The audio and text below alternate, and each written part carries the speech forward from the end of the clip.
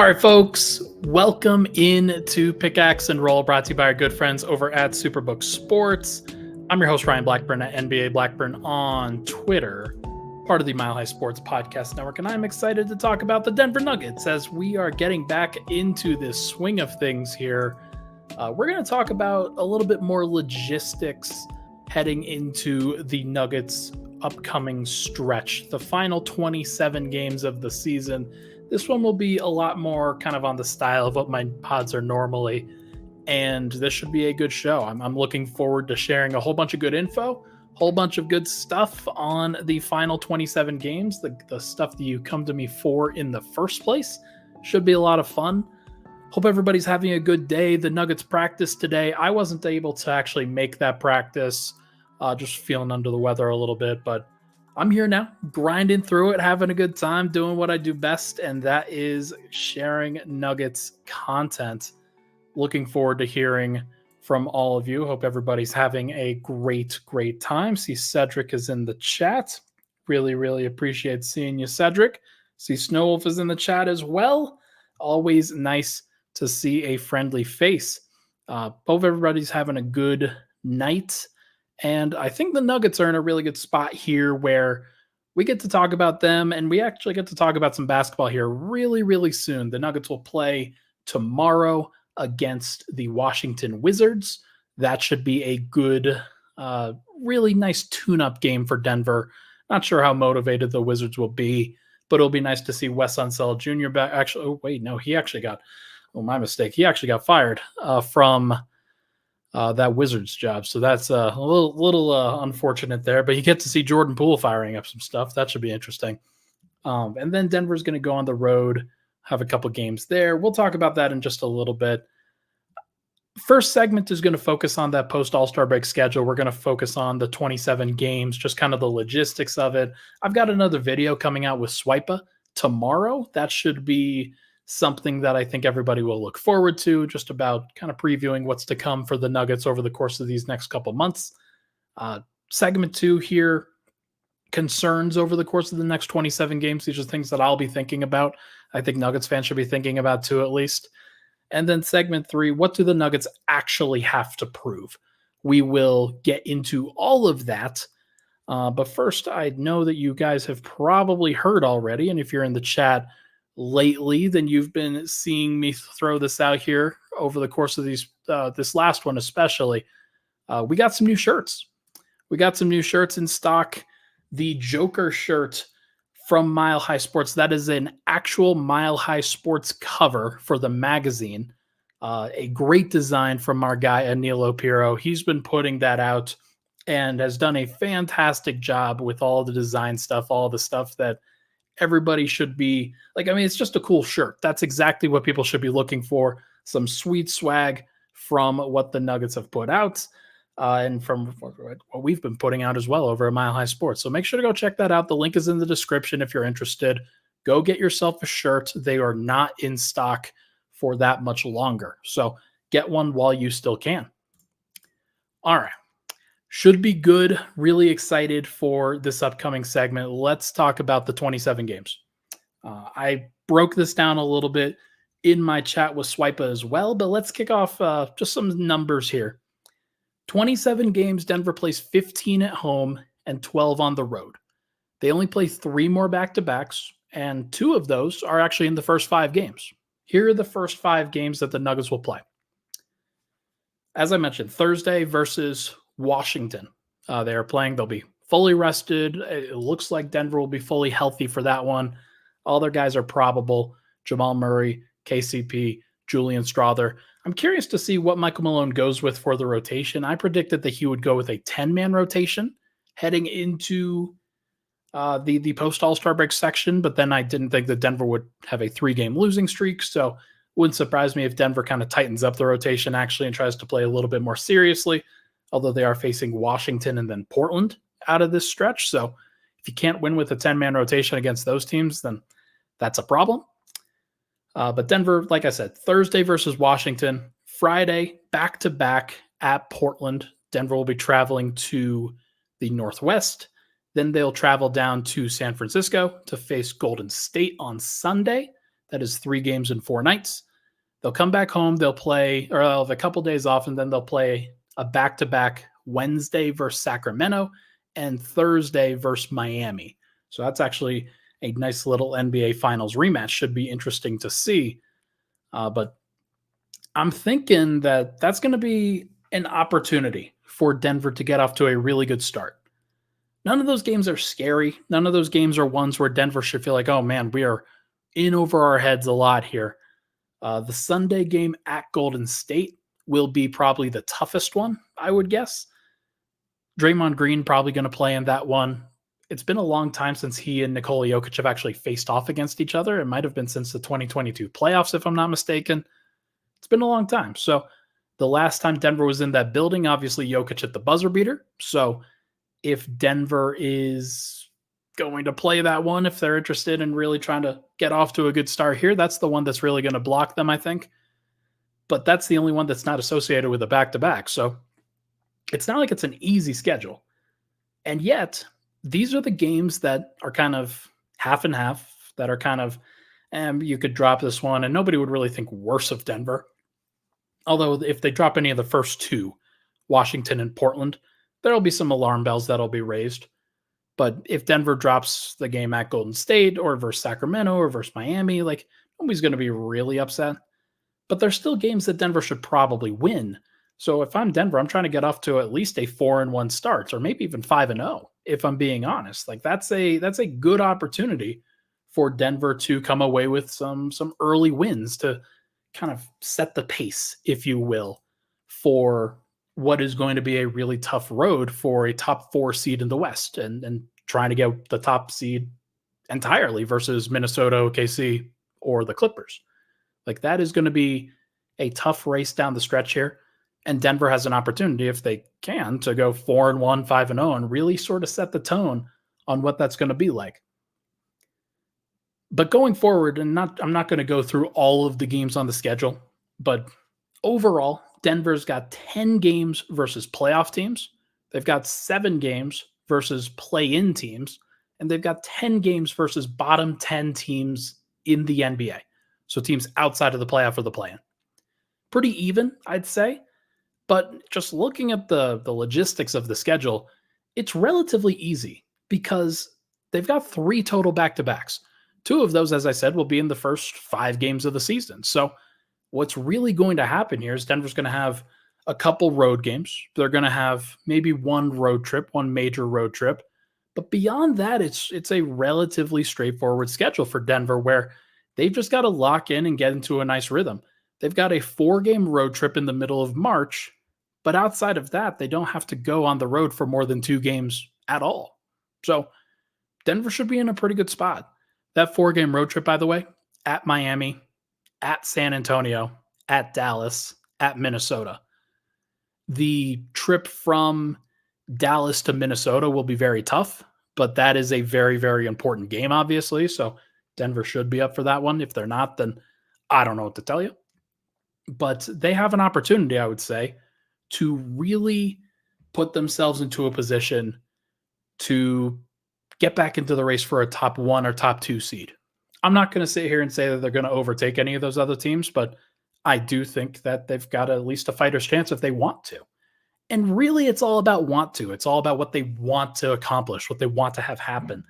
And when it comes down to it, if this team is motivated, if they have the desire to really put the pedal to the metal, then I don't think that there's a team that can really match up with them, except for maybe Boston. Like everybody else is fighting for second place in that conversation. When Denver is as motivated as they want to be, they are as good as any team in the NBA, if not better. So I really do believe that. And I think that if Denver wants to approach it that way, they will be fine. And Denver, they've just got to show that that is their desire, that they want to put the pedal to the metal in that regard. So we will see. I'm very curious, but most important thing to remember is that every game matters here. And if Denver misses one of these games, if they lose, let's say the Wizards game, then it puts them behind the 8 ball in ways that you might not like. And that if they're always kind of fighting uphill to try to stay in this race, to try to really clinch a top 4 seed or anything like that, then that could be an issue. hypothetically, over the course of these next 27 games, if Denver goes 17-10, that's good. That's a good record. It would mean that Denver would be 53-29, and that would match what last year's record was. And that would, I think, a lot of people would be pretty impressed. Like, I'm not impressed, but like based off of what's happened for Denver this year, Murray missing the time that he did, Denver would be like getting the same record would be fine. It would be par for the course, especially because most of what Denver has to prove is in the playoffs anyway. But because of how competitive the top of the West is this year in comparison to last year, it may not be enough for Denver. They might have to exceed what they're trying to do. Actually, they certainly will have to exceed what their number was last year in order to claim, I'd say, a top 2 seed. I think that Minnesota and OKC are likely to exceed 54 wins. And the Clippers are right there. Like they might get 54, 55 themselves. So if Denver wants to really push for a top seed themselves, they're going to have to set a higher pace than 17-10. They're going to have to play better than that. And that is it's a tall task. It's a tall order. Michael Malone has consistently said that he doesn't necessarily want that as a priority, that Denver getting the top 1 or top 2 seeds in the West is not necessarily at Denver's like forefront of what their goals are. Michael Porter said as much when we talked to him yesterday, and that they're more concerned necessarily about playing the right way on both sides of the floor and playing the way that they know that they can. And that is an admirable thing. And if Denver's ready for that, if they play that way, if they find that rhythm, then I won't have any questions. That'll be fine. But it comes down to a lot of concerns that I have that I think we can get to on the other side. But Snowwolf says here, I hope Joker gets another MVP. That would be epic, even though the championship is the main goal. It would be great.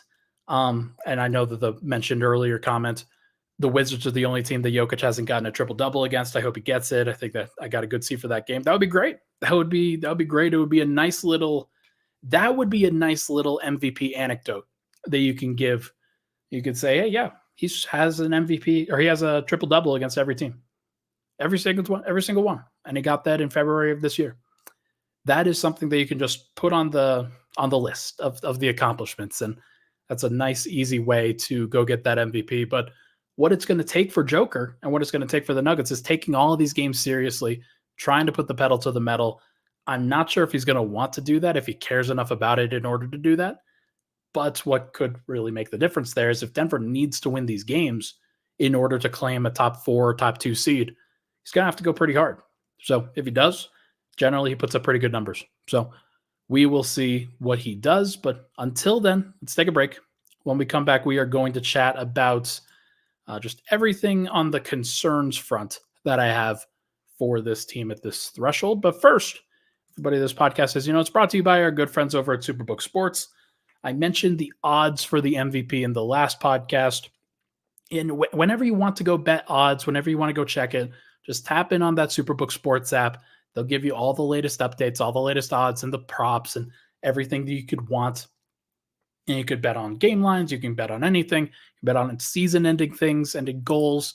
And as we get into the rest of the NBA season, never a shortage, never a small opportunity to bet on all those different lines with Superbook Sports. You can use the promo code that we have, Mile High, to score up to $250 with their first bet bonus. Win or lose, Superbook will match your first bet up to $250 with promo code Mile High. Download the Superbook Sports app, enter the promo code, get that $250 with the promo code. Visit superbook.com for terms and conditions. Gambling problem, call 1-800-GAMBLER. We'll be right back on Pickaxe and Roll.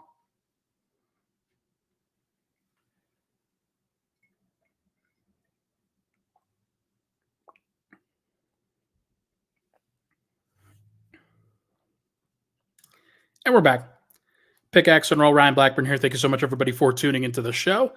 Don't know if you're new to the show right here, the owl Oswald the owl, one of the gifts that I picked up from my trip during the All-Star break. We named the owl on the last podcast. So if you argue with the name, argue with the chat. That is the reason. So that's the name that I ultimately picked from the chat.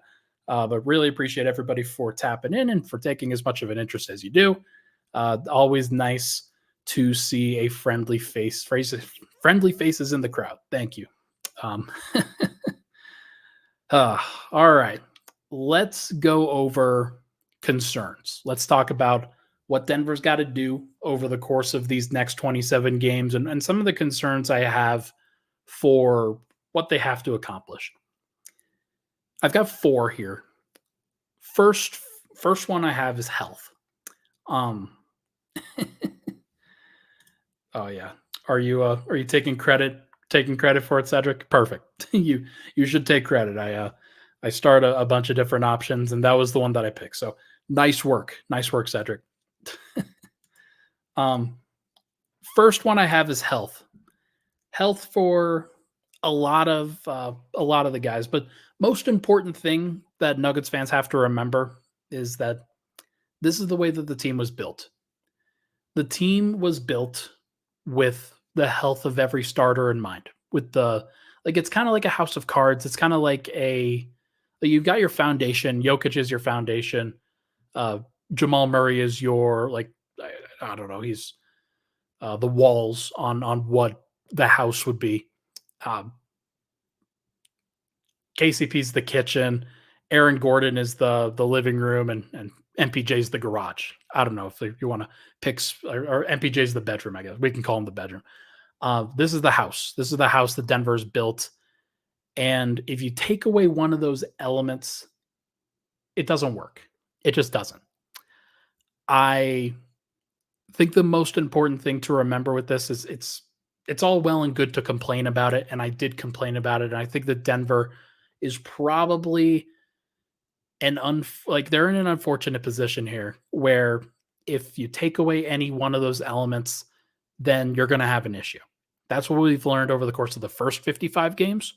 And I don't think that Denver can win a championship if you take away one of those elements. So you have to stay healthy. You have to make sure that everybody's healthy. You have to make sure that the team is firing on full cylinders, that everybody's at 90 to 95% health and physical fitness at the point where they need to be in the playoffs. That's April, May, and hopefully June. And if Denver can get through it at that point, then great. That's exactly what you're hoping for. That's exactly what you want. But even if you take away some of the other guys, Reggie Jackson, Christian Brown, Peyton Watson, like Peyton Watson especially, does Denver have players that can replace that? Yeah, maybe. Justin Holiday could probably do some of it. There's no doubt. Could Zeke Naji? Probably not. Could Hunter Tyson? Probably not. Could Braxton Key? Well, you can't really count on Braxton Key because he's a two-way contract. So if you take away Peyton Watson, that's a problem. Then Denver's got to make sure that they are in full tip-top shape heading into this playoff run, because if they're not going to win. The good news is that if Denver is fully healthy and opponents have to really contend with that over the course of an entire playoff run, I'm not sure which team is defeating Denver. Because Denver's record when they've got their entire squad fully healthy is very, very good.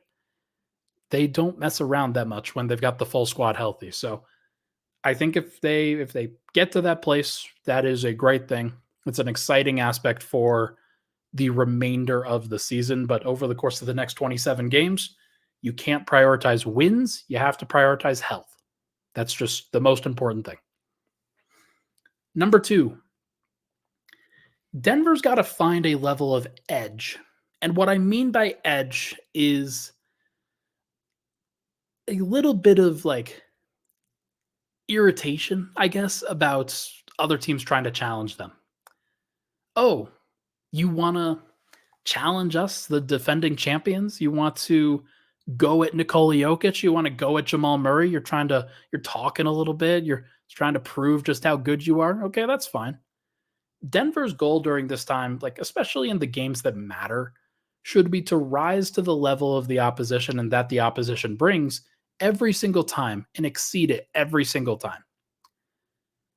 I'm not sure how much they really care about that, but that would be something that I would be curious about. Denver hasn't had that many games where they've displayed a lot of edge over the course of this past like 55 games. They have done what's needed to be done. They have not necessarily tried to make any points. They have clocked in, they have done the job, and they have clocked out. And sometimes that gets them into trouble. Sometimes the games are closer than they should be. And Denver usually does a good job by the end of it and in clutch time. But for the most part, I'd like to see them blow a team out every once in a while. How cool would that be? I think that if Denver sees that a team wants to challenge them, they should be trying to show that team that it is unwise to try to provoke them. It's unwise to try to get them into a really unfortunate position. They should be trying to put the pedal to the metal a little bit. Win in blowout fashion every once in a while. Denver's got 5 20+ point wins over the course of this entire season. The last one was nearly 2 months ago. Nearly 2 months ago. And it was against an injured Memphis Grizzlies team that had basically just lost Ja Morant, or actually didn't just lose him, but was like he was on his way out at that point and missed that game due to sickness, I think. So look, like Denver has not had a 20-point win in a long time. It would be nice to get a couple here or there because they've played a couple of these teams. Like they played Portland twice in a row and lost those games by like 9 points, or won those games by 9 points or 12 points or whatever. And Denver's just kind of sleepwalking at this point. And that should not be the case. Like this is go time. This is ramp up time. This is where you try to become more precise. And Denver they need to find that gear, I think. Number 3, being more precise. You got to become more precise. This is what like should be on the list of where Denver improves. You could do that in a variety of different ways, but I have some detailed points that I'd put out here. Transition offense is the number one factor, in my opinion, of ironing out the details, of becoming a better, more precise team. Denver's transition offense this year has fallen off a cliff. They've been horrible. Usually it's transition defense that falls off a cliff, where Denver's just like not getting back in transition. They're loafing. They're like, well, we'll score on the other end. We'll be fine. That hasn't been the case. Denver's transition defense isn't good, but it's not like horrible. Denver's transition offense is disgusting. Is a bad place right now. And that's just not good enough for what Denver should be doing at this point and how much talent they actually have. Like Peyton Watson, Christian Brown, those guys should be killing in transition. Anytime you get a stop, they should be driving the paint, getting into the lane, finishing through contact. Like that should be the goal every single time with that group. And then with as many outlet passes as Jokic throws, should be able to find some open shots here or there. Like should be easy. Hasn't been easy for Denver for whatever reason. The other couple things, defensive rebounding and generating great shots, like those are also things like the defensive rebounding kind of falling off. That is a surprise. Denver's been less precise on the defensive rebounding fronts. Usually they're an elite defensive rebounding team, and that has just fallen off. Even with Jokic on the floor, they've suffered a little bit of a setback. So I think that Denver's got to be a little bit better in terms of boxing out, just doing those little things of like being more precise, and that'll help them win games. It'll also help them prepare for the playoffs. And then the last one here, finding a bench lineup that you can trust. This is one where they may not find this. Like it is what it is if they don't. They'll probably have to piece this together because every year is different. You can't just replicate what happened last year. I know that a lot of people are trying to this is funny. Jay Huffington comments, they need to work on the Luka Jokic Shea 3-man weave. It's funny you mentioned that because Swipa and I actually did a video on that earlier today that will be coming out at some point, I think on Friday. So make sure to keep an eye out for that one. But we've got some good content coming, so make sure to keep an eye out for sure. But yeah, in comparison to last year, I know they have the same starting lineup as they did last year, but the bench is different. The feeling is different. The responsibilities are a little bit different. Murray and Porter have assumed a little bit, actually, Murray specifically has assumed more responsibility and has handled it okay. He hasn't been perfect. Gordon has been less at the forefront of what's going on, and he probably needs to be a little bit more potent going forward, although he's had some really good games here or there. But the bench is entirely different, and Denver is trying to figure out what their bench lineup should be. And it's taken a long time because, and it took a long time last year, frankly. How many minutes do you think that the Jokic or the Murray, Gordon, Christian Brown, Jeff Green, and Bruce Brown lineup played last year? Because it wasn't a lot. It really was not a lot of lineups. During the regular season, let me just let me get to my good old trusty cleaning the glass here. During the regular season, the lineup of Aaron Gordon, Jamal Murray, Bruce Brown, Christian Brown, and Jeff Green played 15 total possessions and was a minus 6.7 point differential during the regular season. During the playoffs, it was a plus 9.9 net rating, plus 9.9, nearly plus 10.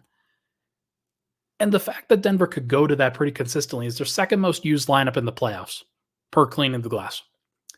The fact that they could go to that last year consistently was a really great thing. But the funny thing is that they kind of stumbled into that. They knew that they could go to it, but it wasn't something that they tried a ton. And then they believed that Aaron could do it, and it ultimately worked out. The similarities here are pretty interesting. This year, the Jamal Murray, Reggie Jackson, Christian Brown, Peyton Watson, Aaron Gordon lineup, the one that I think that they're going to try in the playoffs, it has not been very good this year. Minus 30.4 net rating, but it's only played 15 possessions, which is pretty ironic because the last one that they played last year only played 15 possessions itself. Now, is the Murray, Reggie, Christian Brown, Peyton Watson, Aaron Gordon lineup, is that good enough? Is that something that you should be trying to get to? Are other teams going to be more prepared for lineups like that in the playoffs against Denver this year? Maybe. And then you'll have to pivot. Is that lineup going to be good enough for 4 playoff rounds? Probably not. It's probably not going to replicate what Denver did last year with a plus 10 net rating for their bench lineup. That wouldn't make a lot of sense. So I'm not surprised if Denver has to pivot away. They're going to need to be flexible. They're going to need to find opportunities to be flexible and to provide a little bit of variety to what they do. And so that's what I'm looking for over the course of these final 27 games or so. Can they find a group that they like? And if not, can they fall back on this one in the playoffs? We'll see.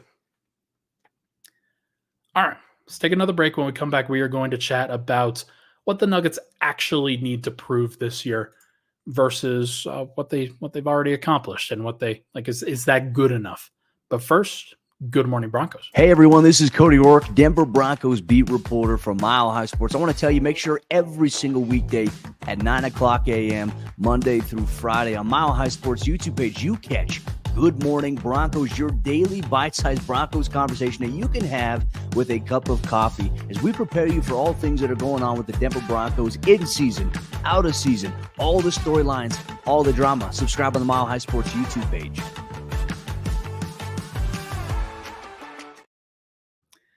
May not be Good Morning Broncos over the course of these next couple weeks, couple months, but make sure to go follow what Cody Rourke does on Locked On Broncos. He does a fantastic job and has just continued to be a fantastic voice for the Broncos here over at Mile High Sports. So make sure to go check that out. All right, final segment.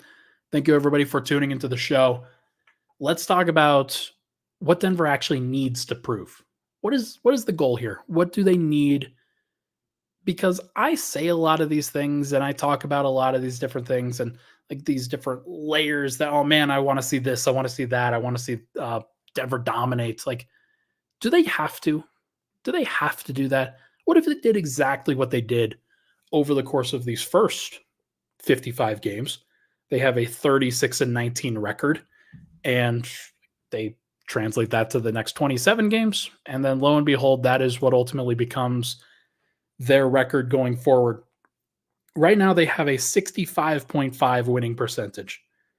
So if I multiply that by 82, Denver's on pace for 53.7 wins. So 53 wins, 54 wins, somewhere around there. What if they just did that? What if everything just felt the same? Is there something that they actually have to accomplish, that they have to do over the course of these next um, few games, uh, these next couple months, in order to actually prove what they need to do? I don't think so. I don't think that they need to do anything specifically, because they are the former champions. Like, they are the team that did just win the championship, and they're not really scared of anybody.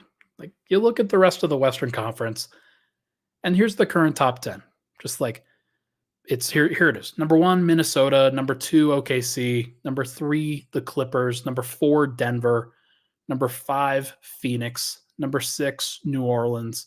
Number 7, Dallas. Number 8, Sacramento. Number 9, the Lakers. And number 10, the Warriors. Is Denver trying to manipulate the standings at all in order to face any of those teams in the West? Probably not. Like, let's say you're a top 4 seed if you're Denver. You're most likely going to face one of the 5 to 8 seeds: Phoenix, New Orleans, Dallas, Sacramento. All those teams will be challenging them in their own ways. I think the easiest matchup for Denver is probably New Orleans, just because they've got Jonas Valanciunas. They probably don't have as much firepower in order to really match what Denver is going to do. Zion Williamson is obviously a unique challenge, but Denver has a couple of bodies in order to match up with him physically, in Aaron Gordon and Michael Porter and Peyton Watson and guys like that. They could play Zeke Naji a little bit more. I don't think that they have a lot of fears of anybody from the 5 to 8 seeds or so. They just don't. They don't at all. Nor should they. Sacramento has beaten them 3 times, and that's probably one that you're like, okay, it doesn't necessarily feel great that Denver is not playing their best against a team like the Kings. But I still wouldn't consider that one where I'm really worried about what Sacramento is going to bring to the table here. And it's fine. It's not a problem. And so is Denver trying to get home court advantage versus Minnesota or OKC or LA, like the Clippers? I don't think so either. I don't think that they need that. I don't think that they are super frustrated about, okay, hey, if we don't get home court advantage, then we're not going to come out of the West. I don't think anybody believes that. Even Michael Malone, and Michael Malone would love to have home court advantage and throughout the entire playoffs if he can. But it's just not as important as just getting through it properly.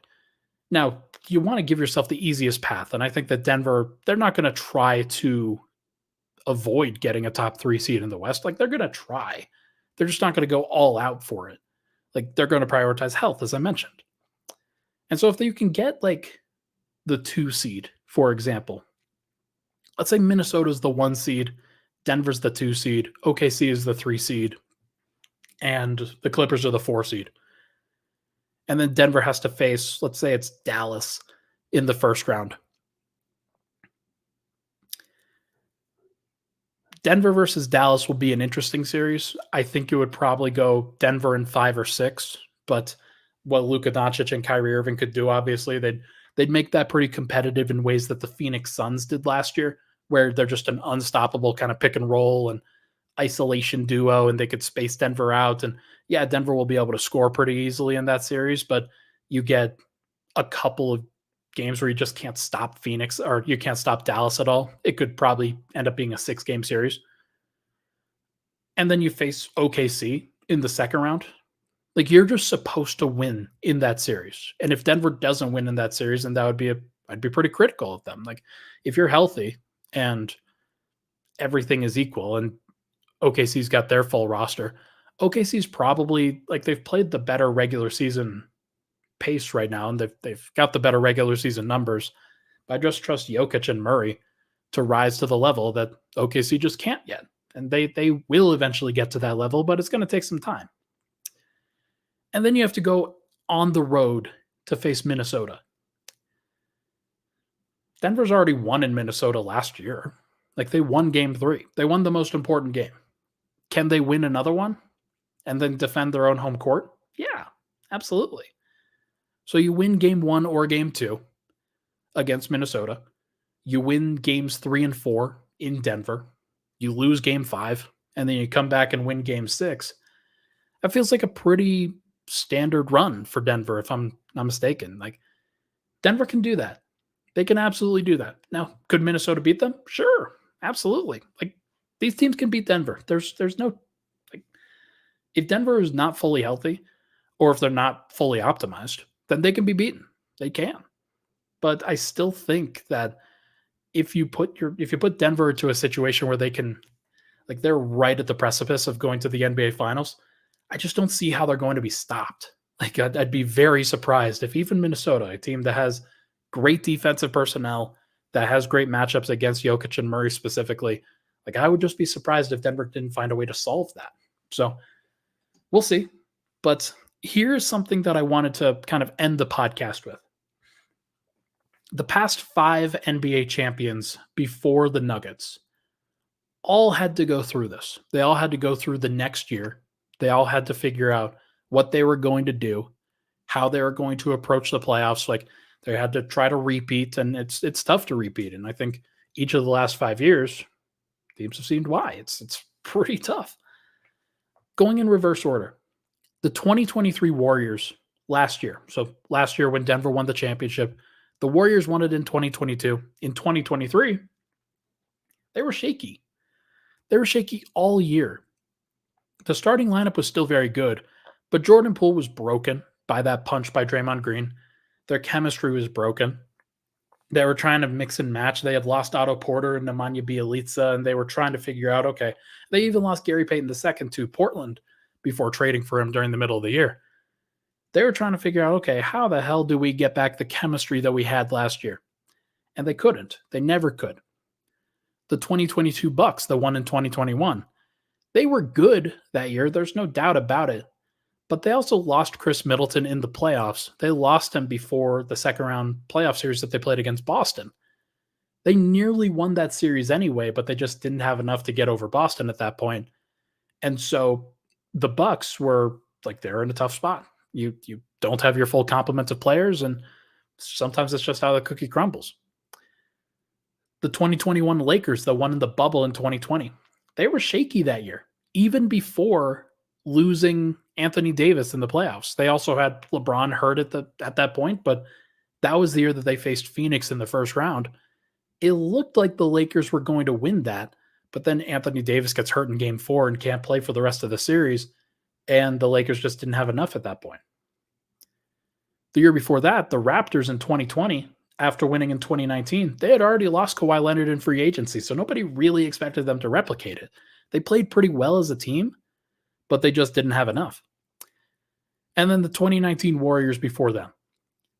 Those Warriors were injured.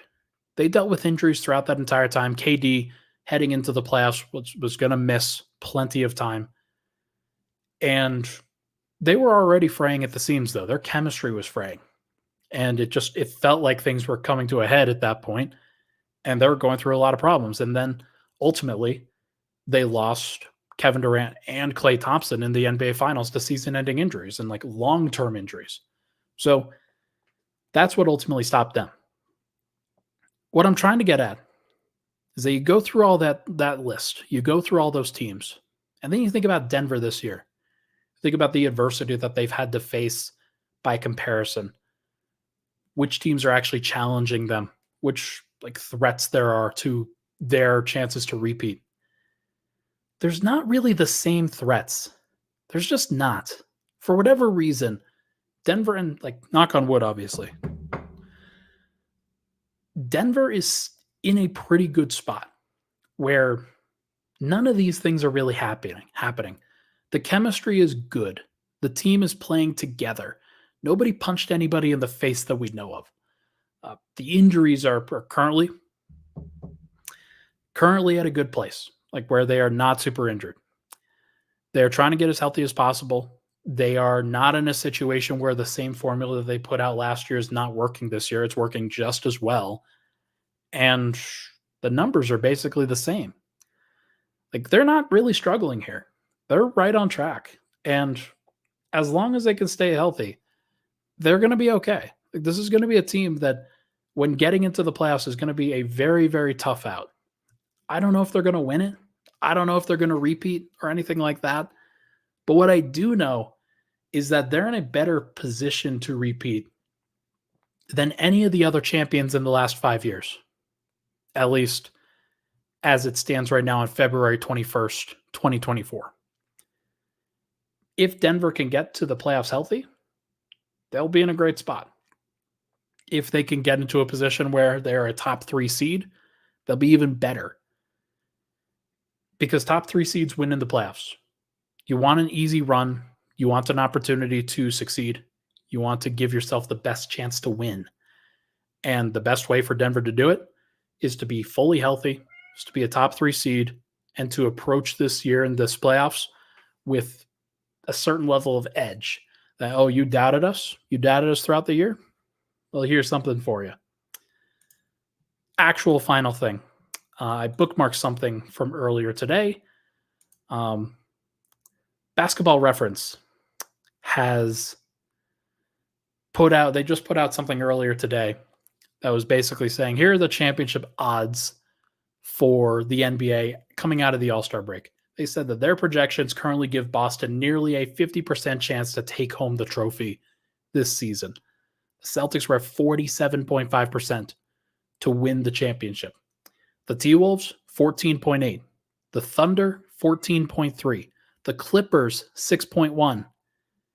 You have to go all the way down to 9th place to find the Nuggets at 1.6%. And it's because Denver's net rating, it's because their details have not been as good this year. But to be honest, they weren't that great last year either. They were not this awesome net rating team that was killing the opposition whenever they needed to. It is interesting to see what's going on here. Denver's underrated. They're underrated by the markets right now. The betting markets still have them as not a co-favorite, but like Boston is still Boston is the favorite in the NBA to win the title. They are the best team from a statistical perspective, and they've probably got the most talent. But it is interesting that Denver has fallen off in a lot of these projections. And I'm going to sit here and say that I'm not betting on Boston to win this thing over Denver. I'm just not. Like, Denver's done it. They know what they're doing. They've gone through this before. And I'm looking forward to seeing what they do next. Should be fun. Folks, that is going to do it for this episode of Pickaxe and Roll, brought to you by our good friends over at Superbook Sports. Thank you so much for tuning into the show. We've got Nuggets basketball tomorrow. Should be a lot of fun. Really looking forward to it. Going to go see the team once again. Basketball's right along track. Like, going to be a lot of fun. Been a while since Denver's played. Going to be interesting to see how they approach it, but I'm looking forward to seeing what happens over these next 5 games. Should really set the tone for what's to come for the rest of the year. Everybody, thank you so much for tuning into the show. Please hit the like button on the way out. I will talk to you guys on Friday with a special guest.